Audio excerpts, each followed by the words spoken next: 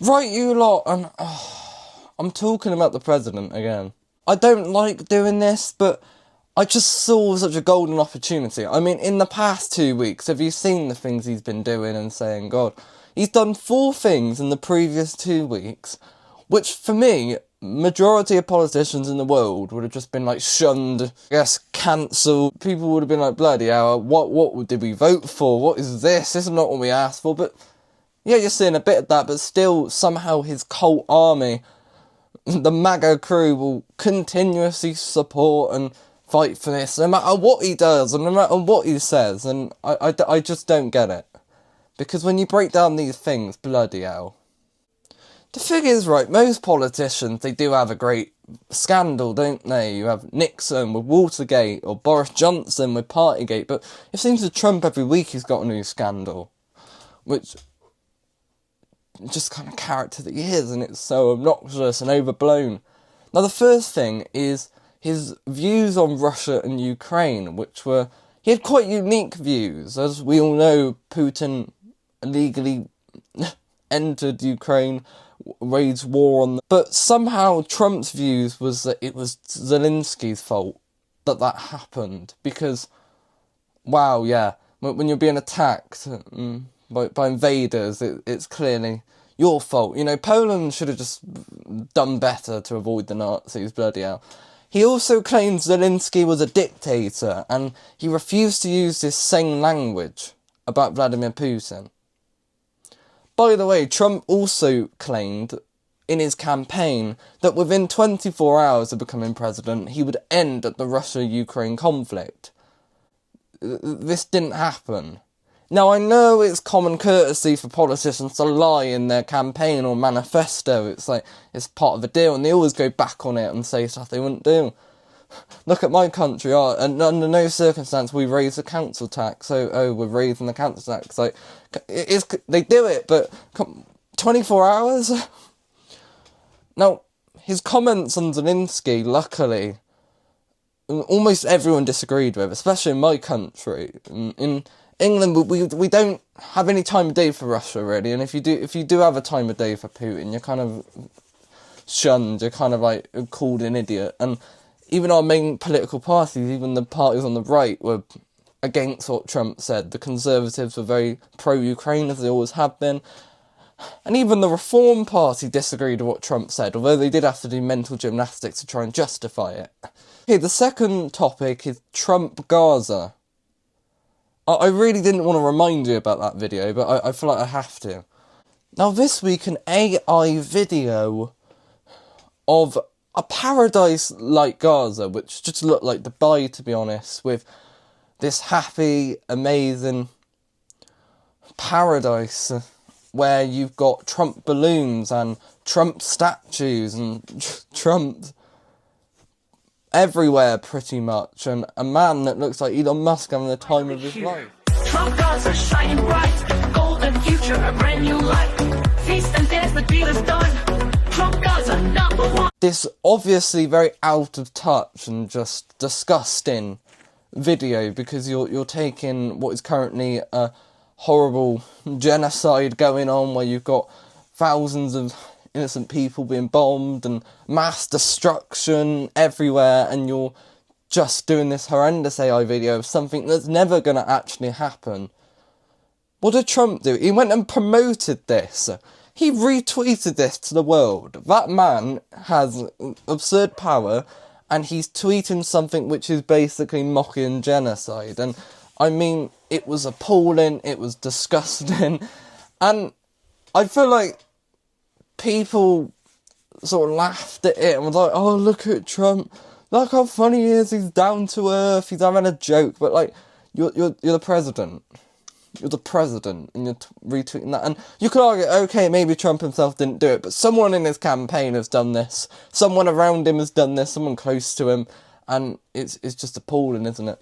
Okay, now the third crime of Trump, I feel like I need to give some context behind this one before we talk about it. Now, one of the key points and parts of the Trump campaign to become president, that he wanted to remove these sex traffickers and these rapists, these foreign sex traffickers and rapists from the country, these illegals that are out there, you know, attacking and raping people, and we need to get them out the country. The Democrats has been too lazy on the border in the past 4 years. They haven't done anything. The border is in crisis. We need urgent action, and we need to get these people out. And of course, only that some of that is partially true, and I'm not here to debate immigration, that's not the point. Today we saw the President of the United States let 2 sex traffickers and known rapists in the Tate brothers back into America. I don't even know what to say. Andrew Tate is a man who is appalling the way he spoke about women, the things he's done to women, and just his history and everything that's been revealed. And the fact that Trump has let Romania breathe a sigh of relief and get rid of these 2 and bring them to the USA, where, you know, American people are now at risk of this duo. I mean, come on. It's insanity. It is. It doesn't even deserve, like, time. I mean, I cannot believe when I read this, and you know, the Ukraine stuff we'd heard before. We kind of knew he was a bit of a fan of Putin when he said he admired him and all this sort of stuff in the past. And with the Gaza stuff, you almost kind of expected it. He's promoted all sorts of stuff, but I did not expect him to support someone like Andrew Tate. Before you say that there isn't any evidence, and people are going to be in the comments, oh, nothing's been found, proven. What, we all know they did it. It's like Prince Andrew all over again. Everybody knows the Tate brothers, what they've done, who they are as people, and then still, somehow, this happened. Now, to appreciate this 4th one, an obsession that sort of certain people have on the right is that they want to see the Epstein list, they want to see the Diddy list, because they have the belief that these lists are full of Democrats, and that all these celebrities were coming in favour of Harris because they were trying to hide something, and that they didn't want the truth to expose. Now, I'm not going to ignore the fact that there are many Democrats on these lists, including, of course, Bill Clinton. I mean, we all expected that, didn't we? The elephant in the room was the man that they were voting for and supporting to release these files was obviously going to appear in the files due to his relationship, and quite close relationship. He was described as one of his closest friends by Epstein. We knew he was going to feature, and I'm actually quite proud of the fact that he didn't outright remove himself from the list. I outright expected him to do that. Maybe he did remove himself, but they didn't triple check it and he left 2 in there, because it was found that there were 2 flights from Trump there.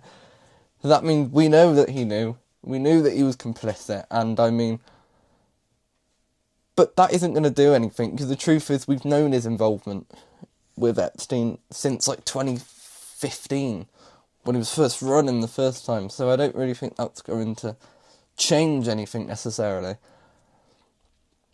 which is a sad thing. So that is the 4 insane things that have been done in the past 2 weeks, and I mean, just one of them on their own is a whole video, but the fact there's been 4 of them is just lunacy. And the thing is, people are going to come in the comments and live their echo chamber, whatever, and try and defend these things, and I'm open to have debate, I'm open to have discussion, and maybe you can give me some knowledge or information that could, you know, bring something new to the table. So yeah, I will see you lot soon. Goodbye. Okay, so I'm halfway through editing the video, and literally he's just done something else, which is arguably worse than the 4 things. We saw President Zelensky meet with Trump and JD Vance tonight, and what we saw was one of the most appalling, abhorrent, just absurd things I think I've ever witnessed.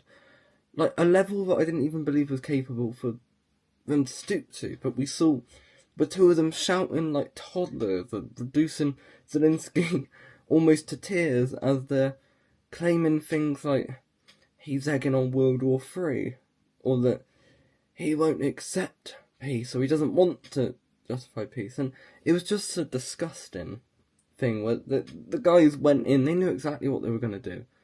And, I mean, on every level, it was just one of the most stunning things to witness. And it just was embarrassing professionalism. You want a calm voice, and Zelensky stayed calm, stoic throughout the whole thing, no matter how bombastic and rude they became towards a literal president of another country. Like, it was like a playground insult. It was like teenagers having a fight out there. It was just absurd, and it has huge implications for the world, and the stance that you wouldn't dare see them hold Putin or ask him these questions, and he should have been in the one in the seat asking the kind of things that were thrown at Zelensky like that. I mean, I actually can't believe it. And I've had to come on and talk about this because I knew if I uploaded the video and then this happened, someone was going to go, why didn't you talk about that? So, yeah, I can't believe that is broke. I mean, it's hard to keep up, and probably by the time I upload the video, they would have done something else. Right, I'll see you lot soon. Bye for real this time.